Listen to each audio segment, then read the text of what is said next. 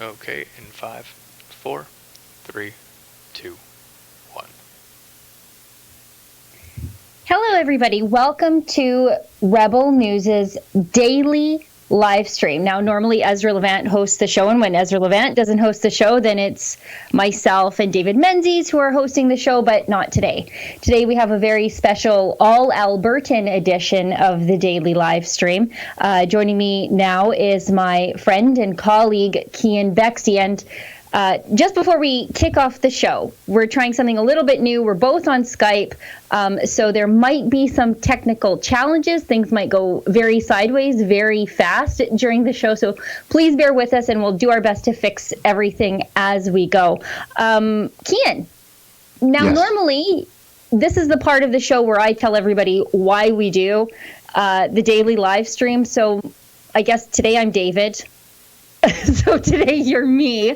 Why don't you tell everybody exactly what we're doing and how they can support the work that we're doing here? Yes. So originally these chats, these live streams started with live updates for the coronavirus, and people just really enjoyed them. So we decided we'd keep going. And a great way to help us keep going is with the super chats, and it's also a great way to engage with us. There's a lot of chats that go by on the screen that I can't read all of them, but if you actually submit a super chat, and pretty easy to do, we'll be able to read your comments on the air, talk about whatever you want to talk about. So Yeah, it's a great way for people at home to support the work that we do, unlike CBC, who actually, during the coronavirus pandemic, when there's more local news than ever, actually all news is local during the coronavirus pandemic, because you're talking about local numbers, they actually shrunk their local news coverage. However, at Rebel News, we expanded our coverage. We moved our live streams from 1 day a week to 5 full days a week, because there's more news than ever. And I think people are hungry for news.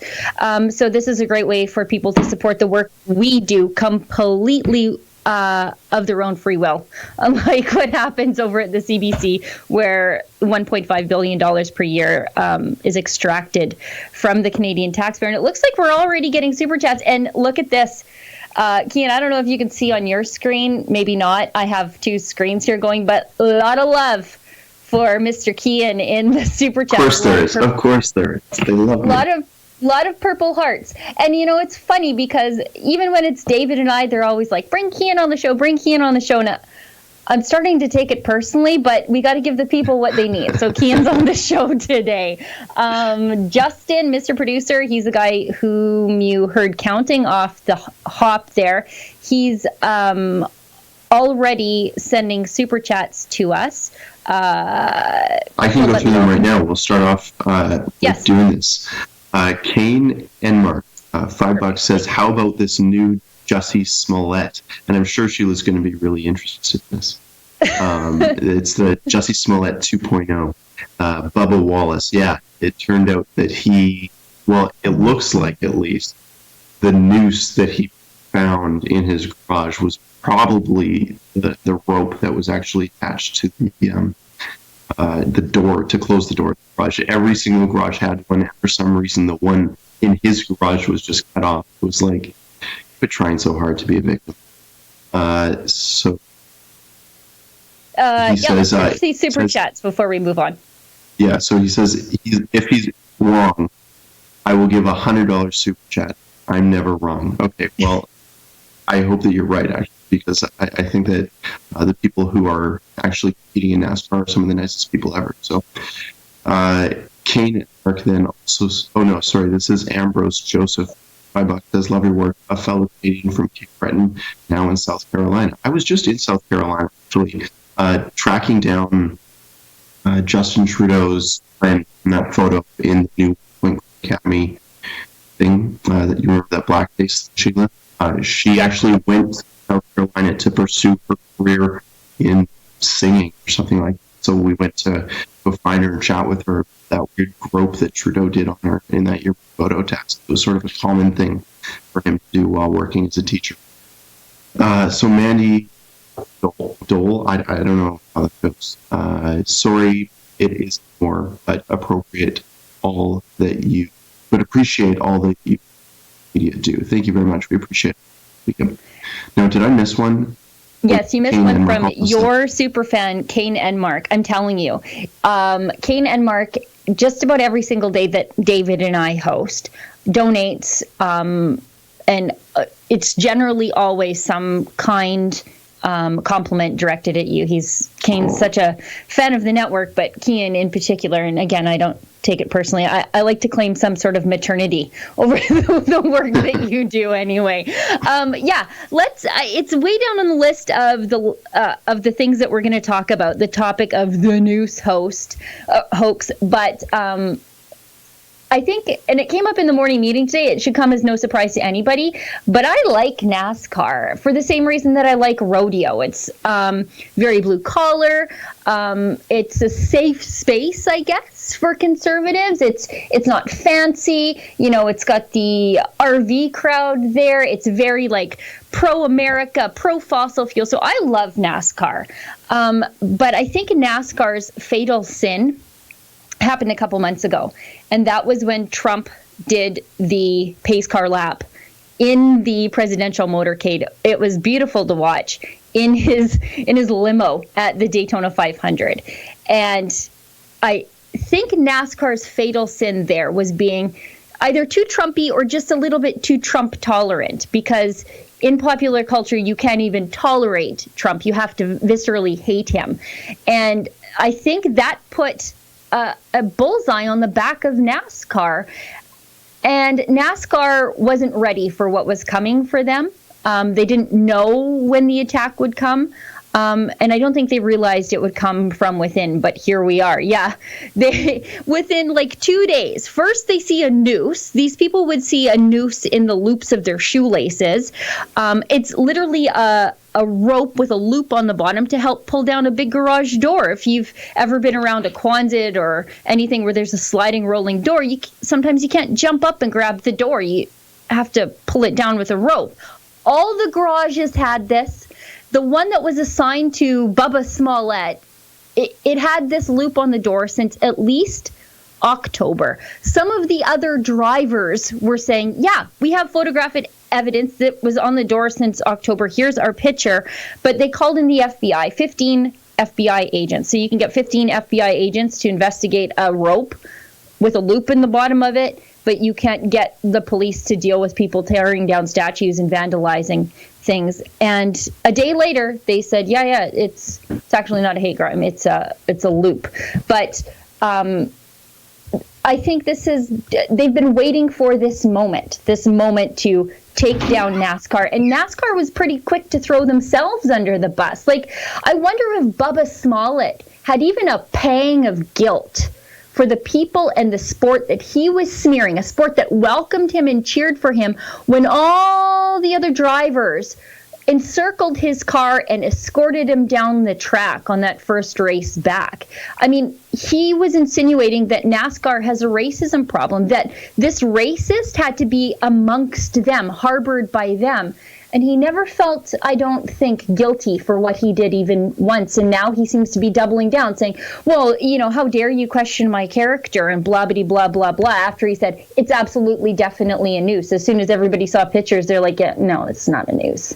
What do you think, Keean? Why do you think that this is, do you agree with me, or do you have another theory that this is the fact that NASCAR is just a little too Trumpy for these people? Can you hear me all right? Yeah, I can hear you just fine. Okay, awesome. I just had to sort of do a mic hot swap. I think you're exactly right on the nose there. All the troubles did start when Donald Trump started being sort of a figure in the NASCAR community, when he started, it was an obvious campaign tactic, but ever since then, NASCAR, everyone's been out to get NASCAR. Everyone hates them because they're not anti-Trump, which is the bare minimum for these leftist elites. So,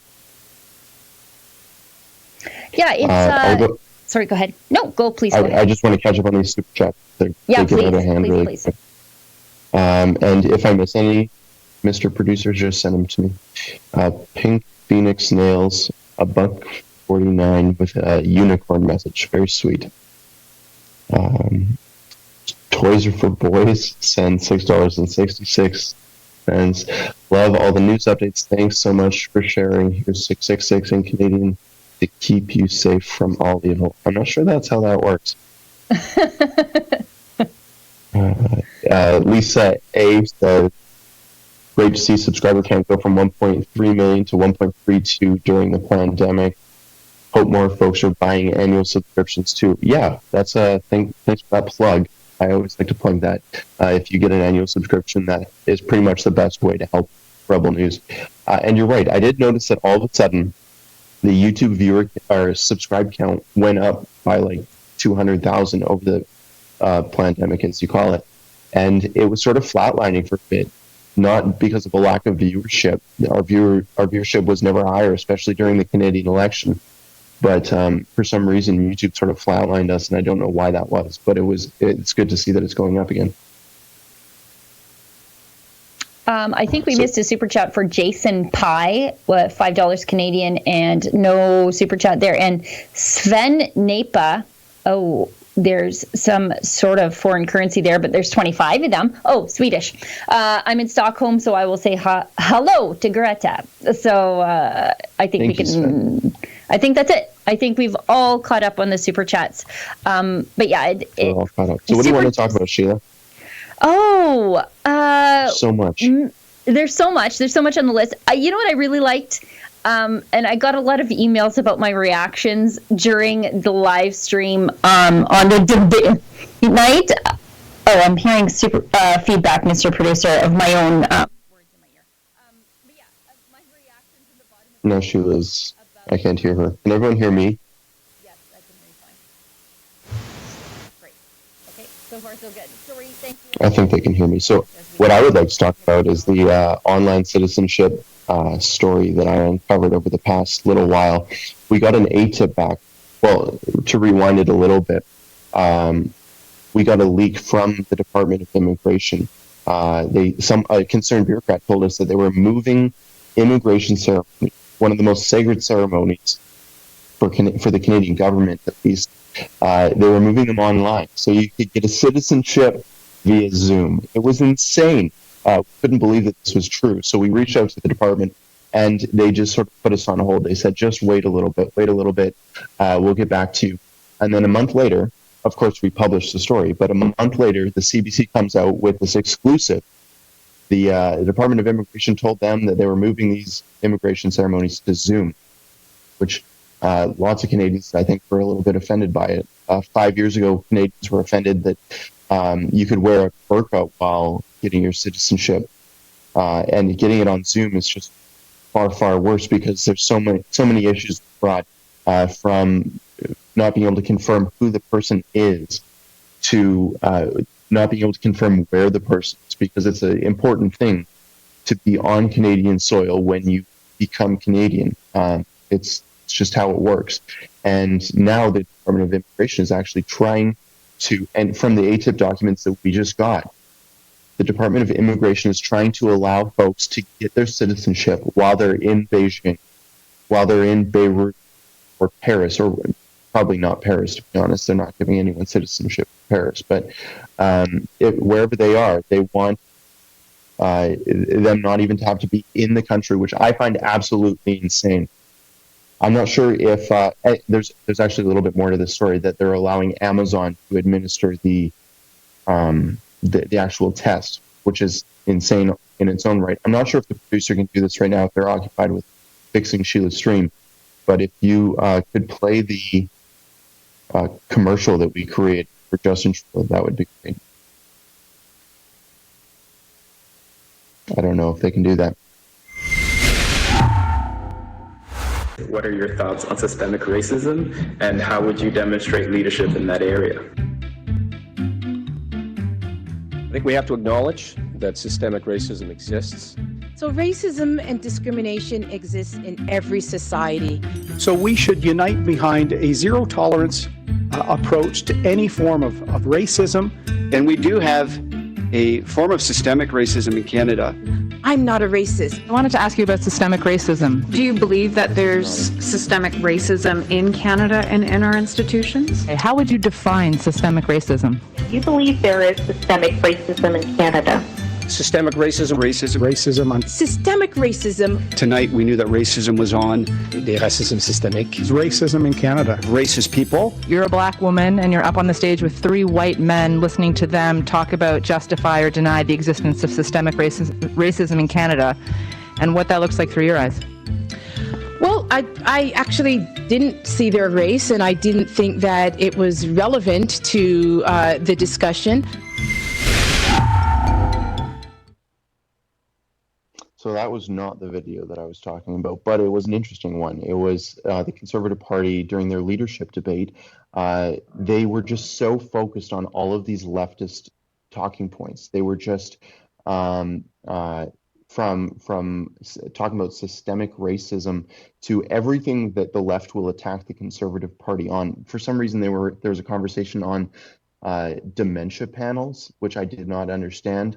Why Lisa Raitt was sort of bringing personal issues into this debate that was being watched by thousands upon thousands of people and was going to determine, hopefully, who the next prime minister is.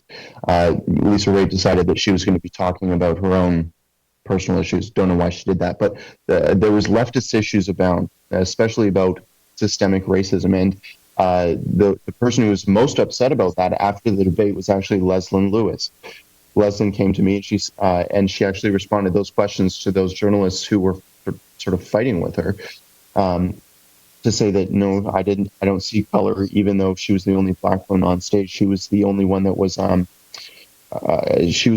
being targeted for some reason by media over trying to point out the whiteness of everyone else, which is sort of a racist thing in its own right. I found that a little bit surprising. Now I'm curious if the producer is going to be able to get my colleague Sheila up here, because while I do like talking a lot, Sheila had a lot of stuff lined up for tonight. I'm not sure if that's going to work. Oh, there's Sheila. Welcome back, my friend. Thank you, Keean, I cannot hear you. it's hard to be put on the spot, by the way.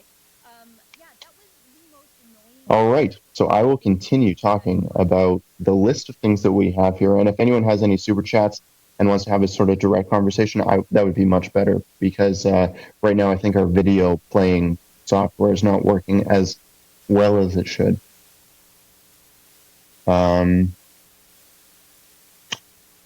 So on the list of stuff to talk about is the NBC reporter that was actually attacked in one of those Chad zones. I'm not sure exactly which city it was in. It might have been DC, by that black White House thing that they've got set up.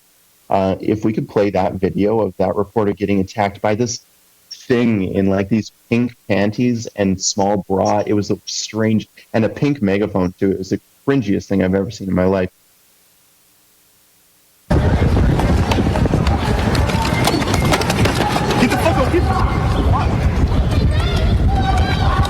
What the fuck are you doing? This is assault. Stop assaulting.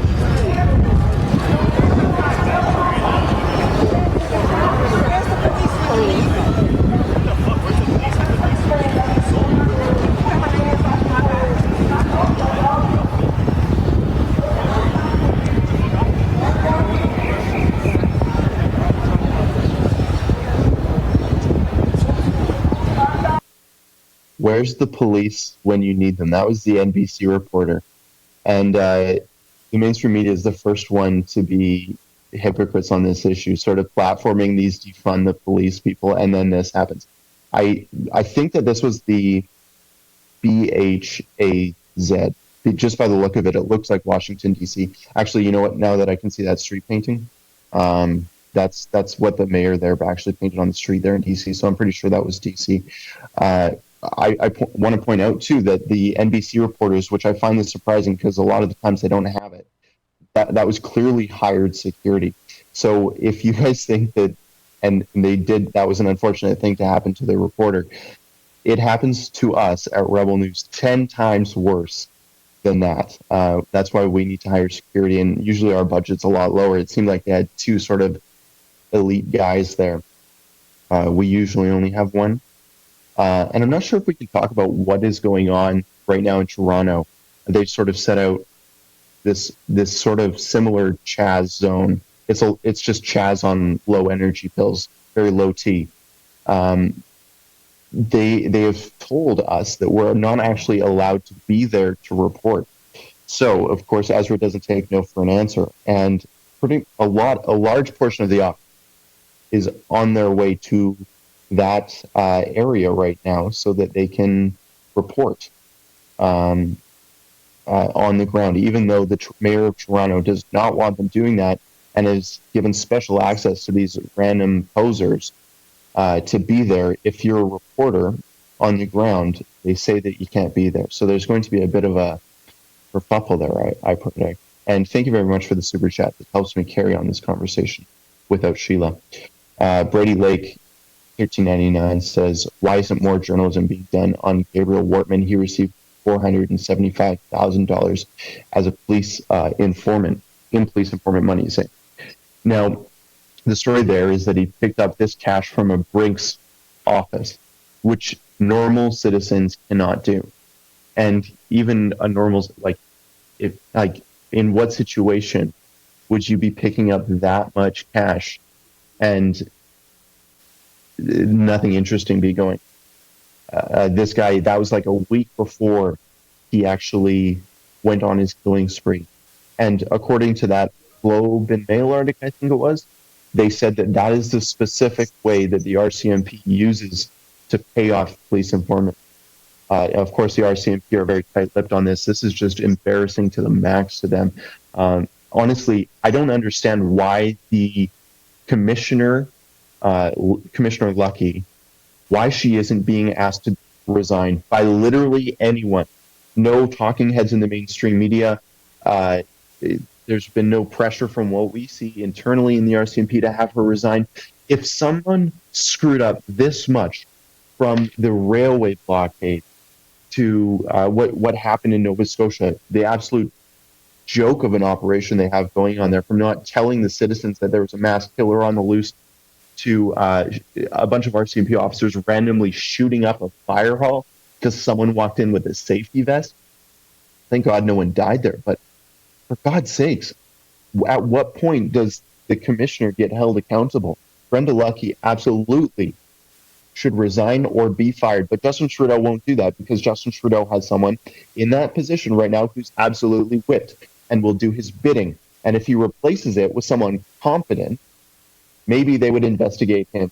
That's my guess, is that he wants to keep an incompetent moron in that position so that he doesn't get investigated in his own scandals, from SNC Lavalin into a lot of other things. Anthony Summer says, how's your Jonathan case coming along? So I've donated $20 to PayPal. I appreciate that, Anthony, and I appreciate the question. I have been, and this hasn't been published yet because I'm sort of fighting back and forth with the Crown prosecutor. The RCMP, screwing up again, took probably 2 months to actually forward the charges to the Crown prosecutor. Now, once they did that, the Crown prosecutor said, this isn't a complete document, you got to finish it. So the Crown prosecutor sent it back to the RCMP, which took them another month and a half, 2 months. And throughout this whole process, they've been doing everything they possibly can to not communicate properly with me. So now I've been talking with the Crown prosecutor, and they've finally gotten the final document that sort of outlines the charges. I hope everyone can hear me because the audio feedback that I'm hearing in my ears all the time just cut out. So I spoke with the with the Crown prosecutor in Surrey, and they tell me that a decision has not been made. And I don't know what that means, but a decision could be made at any time, I suppose. So once that happens, we'll surely keep you guys updated. Now, Unjust and Trudeau, I like that name, $2. Congrats on your own show, Keean. That was fast. Well, given the technical difficulties that we're having today, I hope everyone's saying they can hear me good. Okay, and the audio feedback came back to my ear. So maybe if Sheila is going to be coming back sometime, I don't know, sort of flying by the seat of our pants.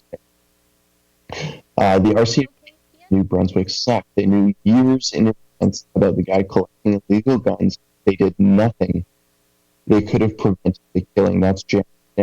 I think you're absolutely right about that. I think that in retrospect, this is probably going to be the greatest disaster that the RCMP have ever oversaw in their entire existence. 23 people, I think it was, died, all as a result of RCMP incompetence. Lots of people thought that it was just like they could have said, yeah, I mean, the RCMP failed in the fact that they didn't send out that notice. But now that we have more information, if Wortman actually was a police informant and they were paying him $500,000, if that is true, and they knew that he was a threat, and they had sort of a better idea of sort of the crazy guy that he was, maybe involved in organized crime, then yeah, this is 100% on the hands of the RCMP for not locking up this scumbag a long time ago. We got another super chat, I think. Jason Pye says, Dr. Lewis sits on the board of directors of the Trillium Foundation with ties and sides. Care to comment? I've heard a bunch of conversations of Leslie Lewis being a plant, that she's some sort of leftist plant. And I don't know about that board of directors for the Trillium Foundation. I don't know anything about the Trillium Foundation as an Albertan. All I know is Trillium, I think, is the flower for the province of Ontario. I don't know a lot about it. I don't know about these ties to the TAD Foundation. What I do know is my own personal conversations with Leslie Lewis in interviews and in off-the-record conversations. And she does not come across to me as a liberal in any sense of the word. Calling her a plant, I think it's probably misinformation being planted by the campaign. Or Peter McKay. I mean, we could talk all day about what's going on there.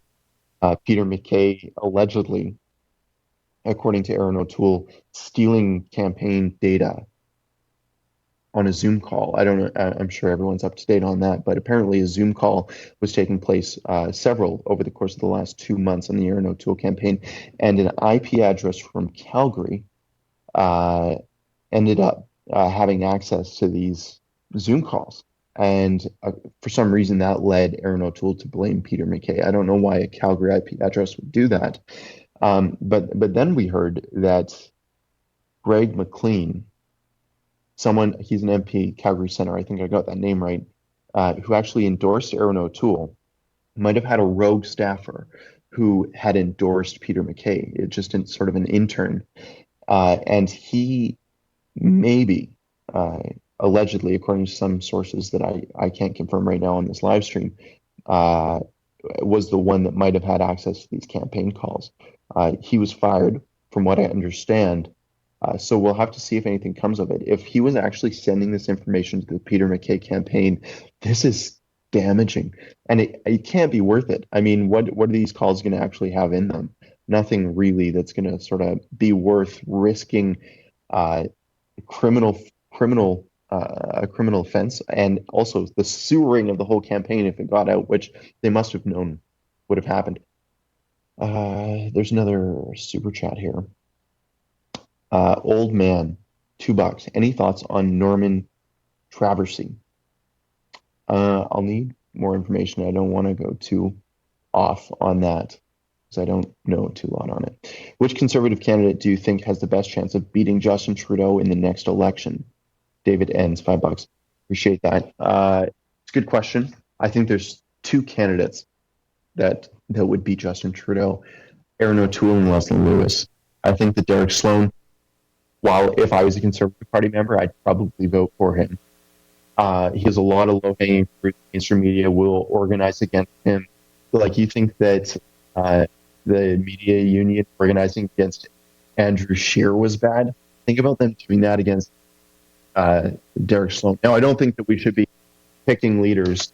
The Conservative Party should be picking leaders based off of who the mainstream media will accept.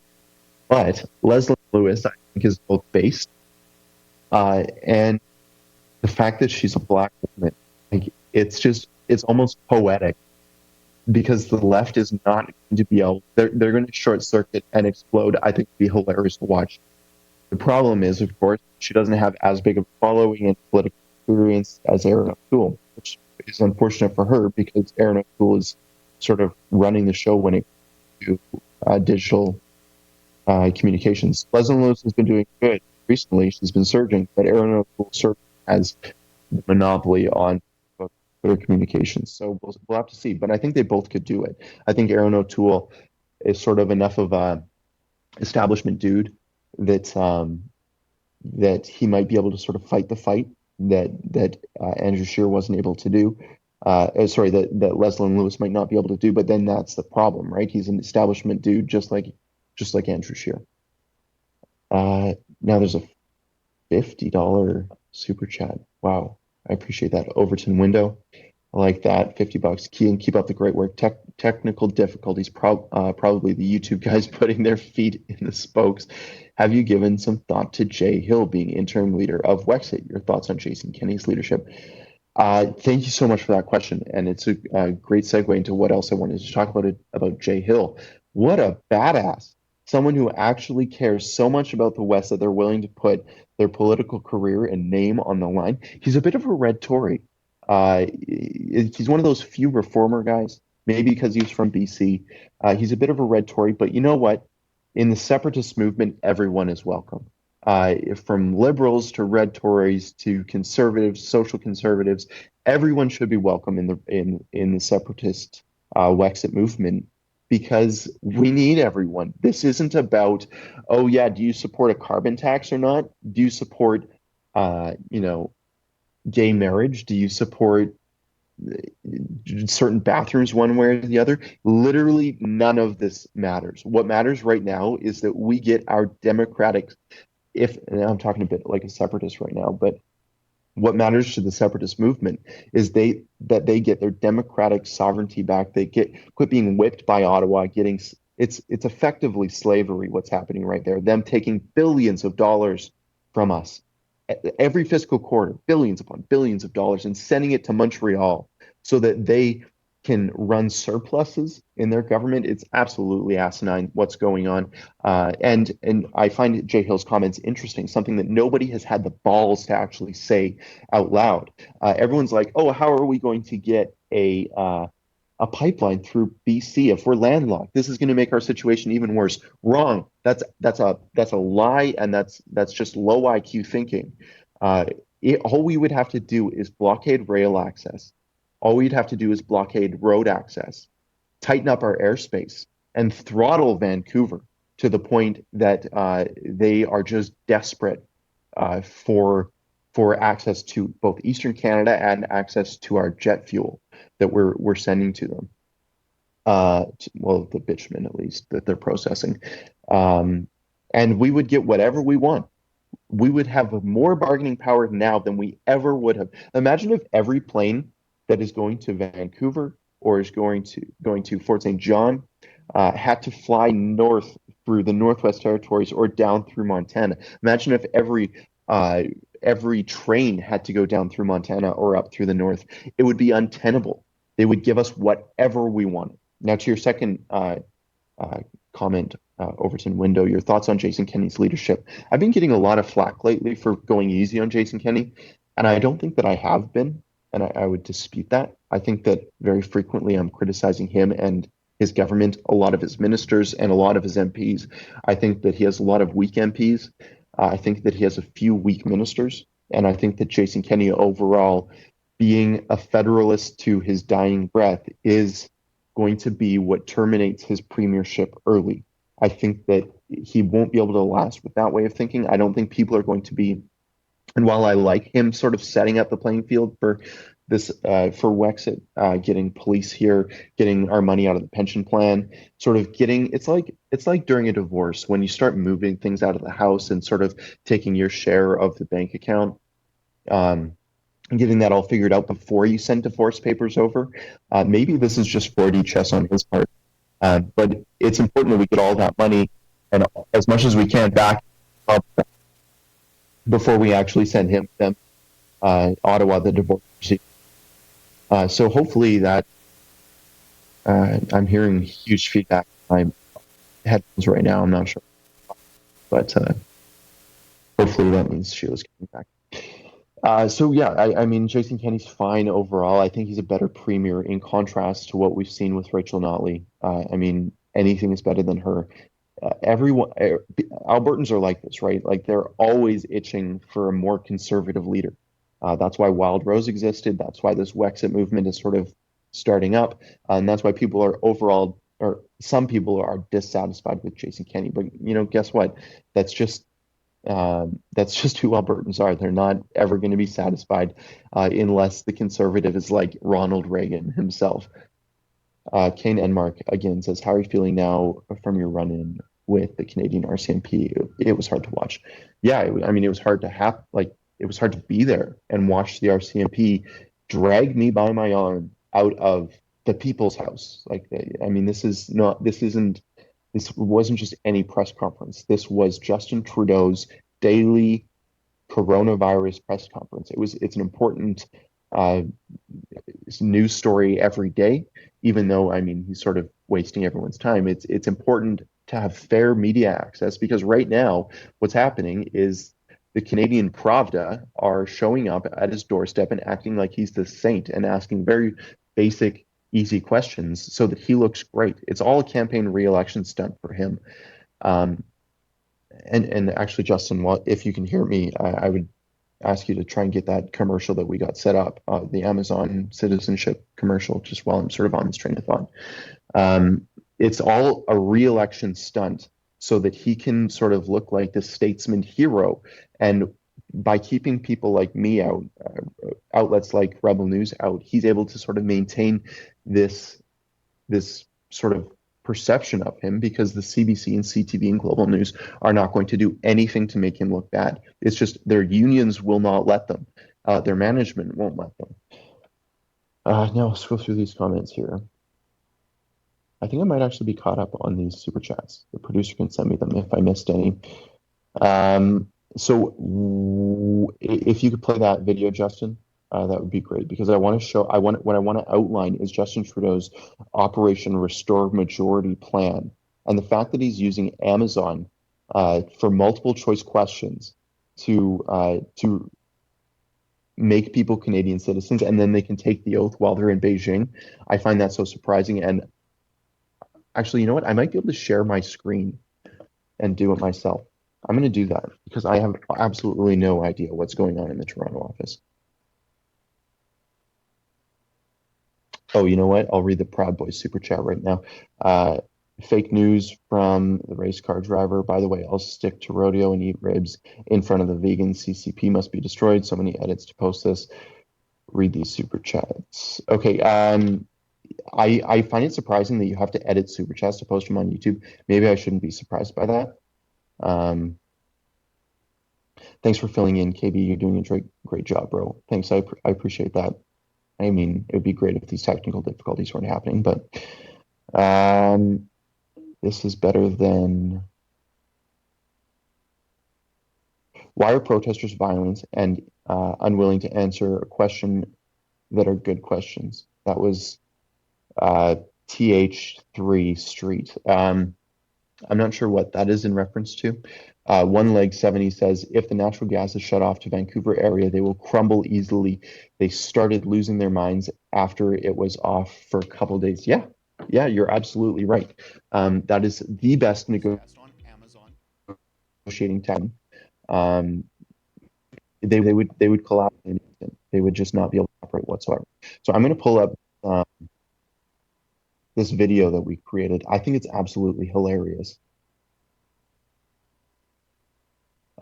It's basically a commercial for Justin Trudeau's new citizenship program, and I'll have to you'll just have to bear with me while I share my screen here. Of course,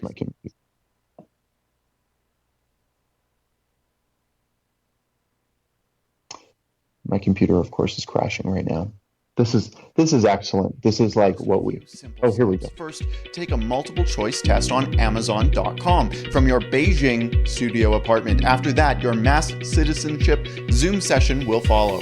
Observe the keynote address from a cycling roster of Liberal MPs, and before you know it, your voter card will be in the mail within 2 weeks. Dial 1-800-O-Canada for more information. So, I mean, if you watch that full video, you'll see that I sort of outline his campaign strategy, his re-election campaign strategy, and it's Operation Restore Majority. First off, he is bringing in huge swaths of new voters, making sure that they're able to even vote while they're not in Canada, and also get their citizenship while they're not in Canada, which I find absolutely stunning that nobody is raising a fuss about this. And right now in this queue for citizenship, that they're going to be taking their tests on Amazon.com, and they're going to be able to take a Zoom ceremony sort of thing. There's 42,000 people in line to who are not Canadians right now, to become Canadians. And Justin Trudeau, of course, wants to push them through the queue as fast as possible, so that once we get run into a new writ period, once the NDP start fundraising a little bit and actually collapse this government, Justin Trudeau is going to be able to airdrop these new Canadians into certain ridings where he needs a little bit of support, be it Calgary Centre or Vancouver. Justin Trudeau is just going to be able to run away with the next election. It's going to be a generational premiership for him, because he is going to be able to operate this country with absolutely no media scrutiny and no electoral accountability, because whenever people start getting dissatisfied with him, he's just going to replace them. So, Mr. Producer Justin, I encourage you to play whatever video you have next up on the queue, because I've run out of things to talk about.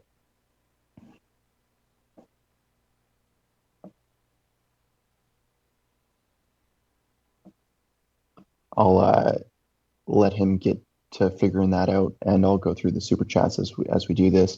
BC and Quebec, and Justin, I seriously encourage you to put whatever video you can on the screen at any time, and I'll just go back to the super chats after. Eric Thorpe, $5, says BC and Quebec will block anything that can help Canada. Yeah, by Canada, I think you mean Alberta. But maybe you mean Canada. I don't know. I shouldn't put words in your mouth. But Quebec is doing anything and everything that they can to sort of stick a knife in the gut of Alberta to kick us while we're down. And BC, they're no better. At least the Vancouver area, British Columbians, Northern BC, the area where Jay Hill actually used to represent, the new leader of WEXIT. Northern BC is actually pretty good, but the Vancouver mainland, of course, they're going to do anything to stick it to those redneck Albertans that they can. Which conservative can? No, we already read that one. I think I'm up to date. My producer's telling me I have missed some super chats, but I don't think that I have. I think that I'm up to date. Why isn't more journalism being done on Gabriel Wortman? Yeah, no, we did that one. Great. So I would encourage Justin to play a video, like I said earlier, but I'm not sure if that's going to happen. This live stream might just be a write-off. Mosque, and I've been coming here on a sporadic basis because I'm always fascinated by the kind of flags this mosque likes to fly on its flagpole. I first came here in February when members of the Persian Canadian community staged a demonstration outside the mosque. They say that this mosque is being funded by the Iranian regime, and what goes on behind the walls here, well, it's not so nice. Now, of course, I'd like to reach out and get the mosque side of the story, but every time I show up, they tend to call the cops. Here, check it out. Oh, I'm just trying to get their side of the story. They don't want to give the story, so. They don't want to? Okay. No, okay. This is odd that the police is doing the talking for the people at the mosque. I don't understand. So, do you guys mind getting off this property? Yeah, so as a sidebar story, we couldn't help but notice that there were two flags flying from the flagpole originally. One is a black and silver one, which turned out to be the flag of the grandson of the Prophet Muhammad, and below it, much smaller, is the Canadian flag, and that is a complete breach of flag protocol. You are not supposed to fly a flag on higher than the Canadian flag if it's sharing the same flagpole, and the Canadian flag must be at least the same size. So then we came back later, and they rectified the problem. Yeah, they removed the Canadian flag. How about that? Just the flag honoring the grandson of Muhammad. And then later on, we came back and there was no flag whatsoever. So that was a few weeks ago. I happened to be driving along Bayview Avenue and I noticed a red flag and I went, oh my goodness, look how big, look how new, and look how bright that is. A beautiful new Canadian flag just in time for Dominion Day. But it was not to be. It's not the flag of Canada. It's got some sort of weird symbol on it. I really don't know the flags of the world that well, and the flags of various religions. So I don't know what that flag is, and I'm further hampered by the fact that it's not a windy day today, so I can't see the flag in all its illustrious glory. Suffice to say, it is not the flag of Canada. So I guess we'll just have to wonder what the flag is. Maybe if they were previously into honoring the grandson of Muhammad, maybe this flag is honoring the bride of Muhammad, or did Muhammad have a sister? Well, some sort of relative of Muhammad. But again, I'm going to have to research that. In the meantime, you'd think if they were looking for some new whiz-bang colorful flag for the mosque, well, June is Pride Month. What about the rainbow-colored flag? How about that to show diversity and an appreciation of those who have another sexual orientation? Yeah, that's going to fly here. For Rebel News, I'm David the Menzoid Menzies. David's just got his way, you know. I think it's hilarious, the comment on the pride flag. So I'm going to catch up on some of these super chats. I missed one from the Proud Boys. Chaz shuts down after Proud Boys say we will drop in. Did they? I didn't know that happened. Maybe I'm behind on the news. But I mean, good. I mean, these autonomous zones are the most pathetic disgrace to ever hit America. Well, maybe not ever, but in the last little while during this pandemic, they're just such a disgrace. T Max says, "Is JT in trouble? Any evidence he's in trouble with the law?"